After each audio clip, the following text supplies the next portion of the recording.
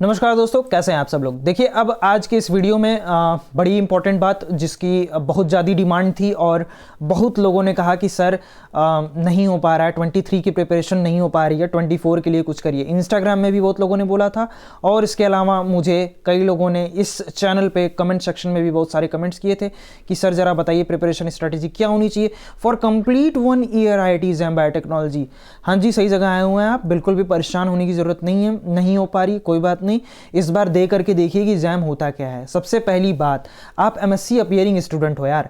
आप MSc में मतलब BSc अपीयरिंग हो, माफ़ कीजिएगा, आप लोग BSc अपीयरिंग स्टूडेंट हैं, ठीक, जो कि MSc IIT एग्जाम का एग्ज़ाम देने जा रहे हैं। तो कोई बात नहीं है, नहीं हो पाता है सिलेक्शन, कोई बात नहीं, कहीं ना कहीं स्ट्रैटेजी डगमगा जाती है, कुछ ना कुछ क्वेश्चन प्रैक्टिस में कमी रह जाती है, कहीं आप दूसरे फील्ड में इंगेज हो जाते हैं, कोई दिक्कत नहीं है। बट आपको ये बात याद रखनी है कि अब जो आपके पास कंप्लीट 1 ईयर आ रहा है, ये अच्छी अपॉर्चुनिटी की तरह आ रहा है, इसको कहीं आप होप लूज़ मत करिएगा, ठीक है। तो इसके अंदर मैं बिना टाइम वेस्ट किए इसके अंदर मैं कंप्लीट डिस्कशन करने वाला हूँ कि क्या क्या करना है, क्या क्या करना है। Start analysing the syllabus. मैंने सिलेबस पे बहुत अच्छा वीडियो डाला था और आप लोगों ने उसको गजब प्यार दिया था। वो वीडियो ऐसी थी जिसकी वजह से जिसने मुझे मजबूर किया कि मैं IIT एग्ज़ाम पे वीडियोस डालना स्टार्ट करूं, ठीक है। और ये कम्प्लीटली डेडिकेटेड चैनल हो चुका है IIT एग्ज़ाम के लिए, बिल्कुल भी परेशान होने की ज़रूरत नहीं है। उसके अलावा मैं आपको कुछ और बातें बताना चाहता हूं कि अगर आप सिलेबस को देखना चाहते हैं तो आप सिलेबस वाला वीडियो देख सकते हैं, मेरे इस चैनल पे पड़ा हुआ है, ठीक है, उसको देख लीजिए आप। वैसे मैं 2024 के लिए भी सिलेबस एनालाइज करूंगा और क्या स्ट्रेटेजी है मैं ये बताऊंगा आपको। सबसे पहली बात दोस्तों, अगर आप किसी भी एग्ज़ाम में बैठते हैं, आप कोई भी एग्ज़ाम में बैठिए, अगर आपको उसका रोड मैप नहीं पता है, कोई भी राजा अगर लड़ने जा रहा है किसी भी अपने प्रजा के लिए या किसी भी चीज़ के लिए अगर लड़ने जा रहा है तो उसको रोड मैप पता होना चाहिए कि वो लड़ना मतलब कैसे जीतेगा, वो उसके पास क्या क्या इक्विपमेंट्स होने चाहिए जिससे वो जीत सकता है, ठीक है।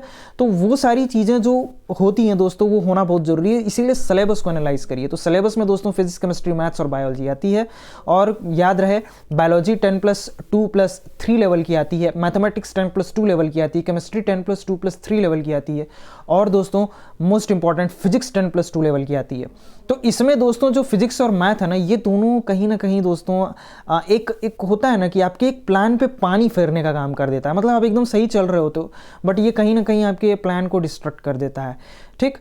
दूसरी बात, वैसे देखिए पहली बार मैंने वीडियो डालने की कोशिश करी थी बट ये हो नहीं पाया था। अब कंप्लीट 1 ईयर में हम लोग पूरा इसको समझेंगे, जैम क्या है, स्क्रैच से लेकर के लंबा पढ़ने की कोशिश करेंगे कि आखिर है क्या, हर टाइप के सवाल लगाने की कोशिश करेंगे। और जो लोग महंगा महंगा कोचिंग देते हैं ना दोस्तों, इसको मैं फ्री में ले आने की कोशिश कर रहा हूँ इस चैनल पे। इसके लिए आप लोगों की सपोर्ट की ज़रूरत पड़ेगी।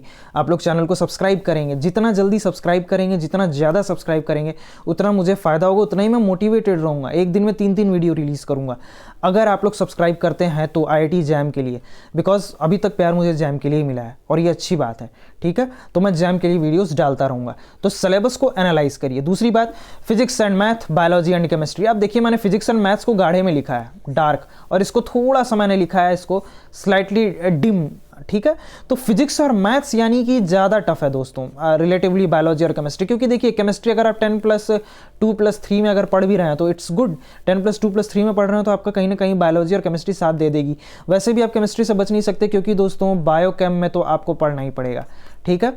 और फिजिक्स और मैथ्स तो दोस्तों अब मैं क्या ही बताऊं, फिजिक्स और मैथ एकदम भाई लगते हैं एक दूसरे के, लेकिन क्या करें, इसको आप छोड़ नहीं सकते हैं।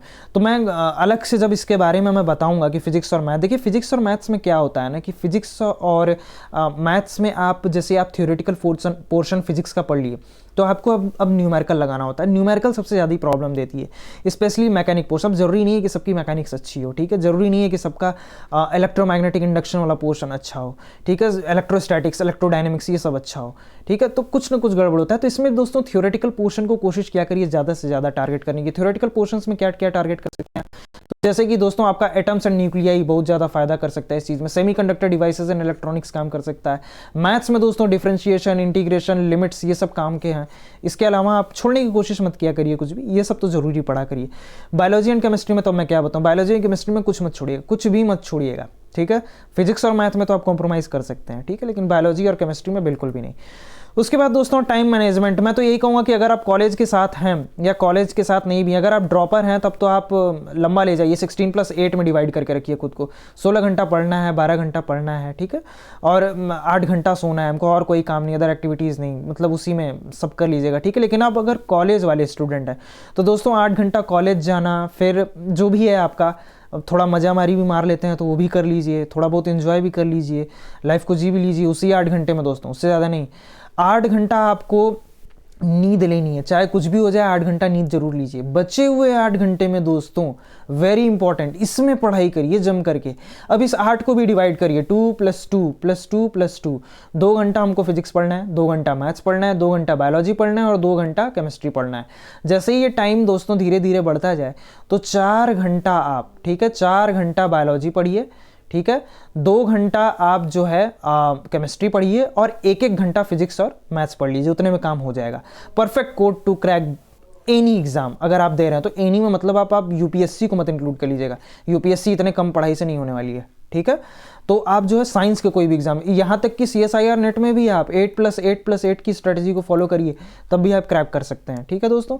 अगला है दोस्तों 1 year is sufficient to crack the IITs and biotechnology exam. ये आपको सांत्वना नहीं दे रहा हूँ, ये आपको सच्चाई बता रहा हूँ कि 1 ईयर सफिशिएंट होता है, अब आप डेडिकेटेड पढ़ाई करने लगोगे, ठीक है।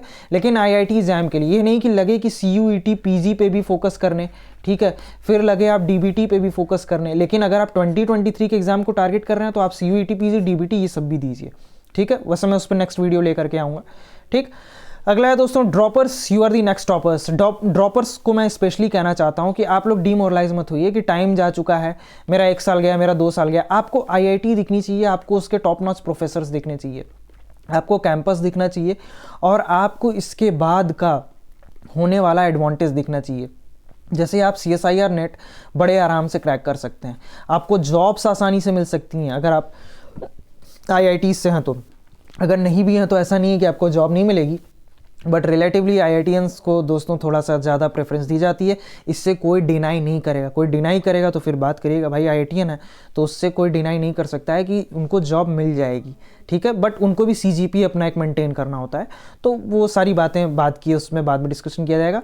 और दोस्तों अगली बात है books, important suggestions, follow only those books which have easy language. इस पे तो मैं दोस्तों सेपरेट वीडियो लेकर के आऊँगा, कम से कम दोस्तों आधे घंटे की, क्योंकि मैं स्पेशली बात करने वाला हूँ। होता क्या है कि आप जेनेटिक्स में गार्डनर लेकर के बैठ गए, ठीक है, आप जेनेटिक्स की एक बुक है जिसको हम लोग बोलते हैं गार्डनर, ठीक है। अब ये कुछ लोगों ने फेमस कर दिया कि भाई गार्डनर और बायोकेमिस्ट्री में हम लेहेंजर पढ़ लेते हैं। No doubt this are one of the best books to be referred, ये बहुत ज़बरदस्त बुक है। लेकिन अब आप ये भी तो समझिए, आपको लैंग्वेज समझ में आ रही है, आपको स्ट्रेटेजी समझ में आ रही है, आपको प्लानिंग समझ में आ रही है कि क्या कैसे एग्जीक्यूट करना है, कैसे मुझे लेहेंजर पढ़ना है, कैसे उसके इंपॉर्टेंट पॉइंट्स को हाईलाइट करना है, क्या पढ़ना है, नहीं समझ में आ रहा है। वही चीज़ आप देखिए कि हिंदी राइटर्स भी उनको कॉपी करते हैं, स्मार्टली कॉपी करते हैं। अब हिंदी में भी आपको संभालना पड़ता है कि मैं कौन सी किताब लूँ, ठीक है। तो आप कोशिश करिए कि वही किताब लीजिए जिसकी आपको लैंग्वेज समझ में आए, जिससे क्वेश्चंस बन जाएं। अब ये नहीं कि लेहेंजर का प्रचलन चला है तो हम लेहेंजर लेकर के चल दिए। लेहेंजर समझ में भी आनी चाहिए, गार्डनर समझ में भी आनी चाहिए, ब्रूस एंड एल्बर्ट समझ में भी आनी चाहिए, ठीक है। ऐसे लिपनीकॉट समझ में आनी चाहिए, ठीक है। कोई भी किताब हो दोस्तों वो समझ में आनी चाहिए, तो तभी आप उसको पढ़िए। ये नहीं कि ले करके कोई बुक बैठ गए। तो इस पे मैं सेपरेट वीडियो लेकर के आऊँगा। आपको बायोकेम में क्या पढ़ना है, आपको बायोकेम में ये टॉपिक्स कौन सी बुक से पढ़नी चाहिए, किससे नोट्स बनाने चाहिए, ठीक है, ये भी मैं वीडियो लेकर के आऊँगा। क्योंकि दोस्तों बायोकेमिस्ट्री में विटामिन का पोर्शन हो सकता है कि आपको लेहेंजर में उतना अच्छा ना मिले जितना JLJN में मिल जाए, जबकि JLJN ने उन्हीं को कॉपी किया हुआ है, ठीक है। फिर उसके अलावा हो सकता है आपको यू सत्यनारायण में वो चीज़ें मिल जाए जो आपको लेहेंजर में ना मिल पाए। मेरे से वैसी बात नहीं कि लेहेंजर में कुछ मिलेगा ही नहीं, लेहेंजर टॉप क्लास बुक है, सब कुछ मिल जाएगा उसमें, बट लेहेंजर की लैंग्वेज हो सकता है आपको ना समझ में आए, ठीक है। तो कोशिश करिएगा कि आप जो है मैक्सिमम वही किताबें पढ़िए जिसकी लैंग्वेज आपको समझ में आए। Make systematic notes, revise as much as you can. देखिए दोस्तों सिस्टमेटिक नोट्स पे मेरा हमेशा से शिकायत रहा है बच्चों से। अब मैं नोट्स दिखाऊंगा आपको 2 ठो, ठीक है, 2 नोट्स दिखाऊंगा, अभी नहीं, जब मैं नेक्स्ट वीडियो लाऊंगा तो उसमें मैं आपको बताऊंगा कि एक नोट्स तो वो लोग बनाते हैं ना कि जो बना लिए नोट्स और उसको भी हाईलाइट कर रहे हैं अंदर अंदर। तो उसको भी हाईलाइट करने का क्या मतलब हुआ, इसका मतलब तुमने नोट्स ढंग का बनाया नहीं था। दूसरे नोट्स वो हैं दोस्त कि जो आप इतना शॉर्ट बना रहे हैं कि सिर्फ उसको आप ही समझ पा रहे हैं, दूसरा कोई नहीं समझ पा रहा है। ऐसा नोट्स प्रिपेयर करिए, सिस्टमेटिक बनाइए, बुलेट्स पॉइंट में बनाइए, तब आपका फायदा होगा, एडवांटेज होगा। क्योंकि जैम की तैयारी प्रिसाइजन मांगती है, ज्ञान नहीं मांगती है कि आप कितना ज्ञान रखें हैं।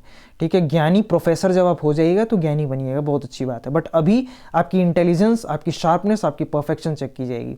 ठीक, चलिए अगली इंपॉर्टेंट बात, अब कुछ नहीं है दोस्तों, ज़्यादा बात लपेट के मैं करना नहीं चाहता हूँ, क्योंकि बहुत सारे बंच ऑफ वीडियोस मिल जाएंगे, ये भी पढ़ लो, ये भी कर लो, हमारी ये ज्वाइन कर लो, वो ज्वाइन कर लो, इतने रुपीज़ में, उतने रुपीज़ में। अभी कुछ नहीं दोस्तों, इस चैनल पे आपको सब मिल जाएगा। मैं अपडेट लेकर के आने वाला हूँ क्या होने वाला है 2023 में। ठीक है, तो दोस्तों चैनल को सब्सक्राइब कर दीजिए, वीडियो को लाइक कर दीजिए, और दोस्तों वीडियो के एंड तक बने रहने के लिए आप सभी लोगों का बहुत बहुत धन्यवाद।